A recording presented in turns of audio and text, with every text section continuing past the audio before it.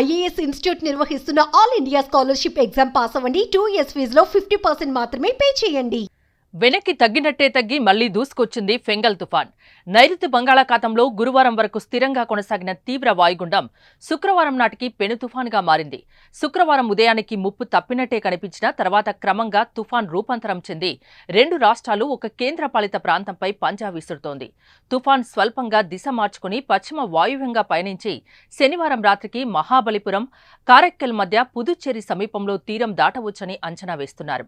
ఆ సమయంలో గంటకు 70 నుంచి 80, అప్పుడప్పుడు 90 కిలోమీటర్ల వేగంతో బలమైన గాలులు వీస్తాయని విశాఖ తుఫాన్ హెచ్చరిక కేంద్రం తెలిపింది.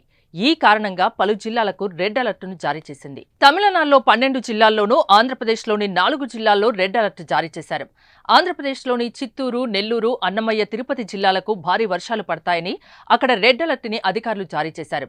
ఇక్కడ అధికారులు అప్రమత్తంగా ఉండాలని, లోతట్టు ప్రాంతాల ప్రజల్ని సురక్షిత ప్రాంతాలకు తరలించాలని వాతావరణ శాఖ అధికారులు ఆదేశాలు జారీ చేశారు.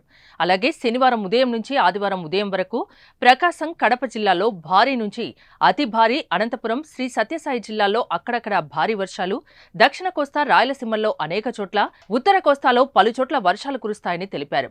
తుఫాను ఉత్తర తమిళనాడు తీరం దిశగా వస్తున్నందున కోస్తాలో తీరం వెంబడి గాలుల ఉధృతి పెరిగింది. శనివారం దక్షిణ కోస్తాలో గంటకు 70 నుంచి 80, అప్పుడప్పుడు 90 కిలోమీటర్లు, ఉత్తర కోస్తాలో 45 నుంచి 55, అప్పుడప్పుడు 65 కిలోమీటర్ల వేగంతో గాలులు వీస్తాయి. ఇంకా డిసెంబర్ 1, 2 తేదీల్లో తీరం వెంబడి గాలులు వీస్తాయని, మత్స్యకారులు చేపల వేటకు వెళ్లరాదని విశాఖ తుఫాన్ హెచ్చరిక కేంద్రం తెలిపింది. తమిళనాడు, పుదుచ్చేరిలో 3-4 రోజులుగా అతి భారీ వర్షాలు దంచికొడుతున్నాయి. చెన్నై సహా రాష్ట్ర వ్యాప్తంగా అన్ని జిల్లాల్లోనూ అధిక వర్షపాతం నమోదవుతోంది. అనేక ప్రాంతాలు జలమయమయ్యాయి.